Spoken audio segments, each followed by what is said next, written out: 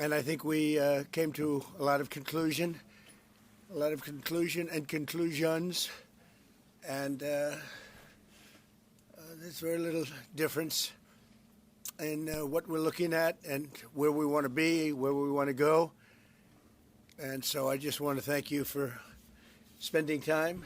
I know you're going to be over here for a couple of days, and maybe we'll be surprising us on New Year's Eve. That'll be fine. Well, thank you. And it's wonderful seeing you and Sarah and your whole group. Very talented group. We've done very good work together, and it'll continue. So thank you very much, baby. Thank you. Thank you very much. Thank you, Mr. President. Thank you. Iraq. And all of a sudden, Iran had the whole Middle East all to itself. Well, President Trump has broken so many conventions to the surprise of people, and then they figure out, oh, well, maybe, he was right after all.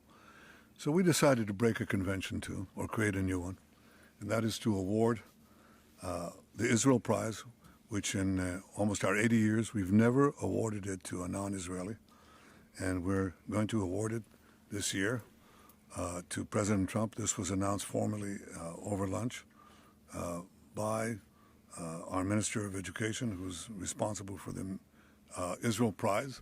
It's going to be awarded to President Donald J. Trump for his tremendous contributions to Israel and the Jewish people. Under budget and ahead of schedule. And they wanted it for 150. Well, we talked about Hamas and we talked about disarmament. And they're going to be given a very short period of time to disarm. And we'll see how that works out.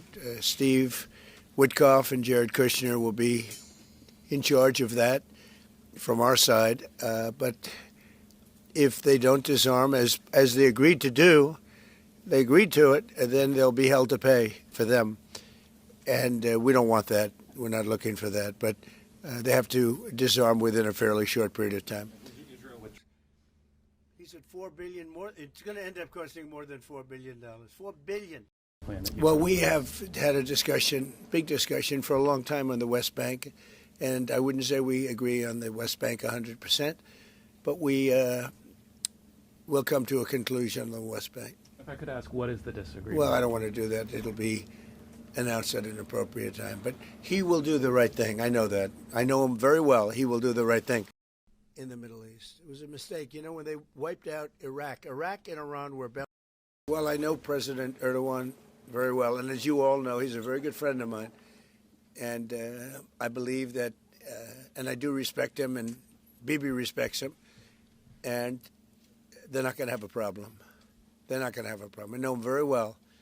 And you've seen me do things with President Erdogan and Turkey that nobody else could have done.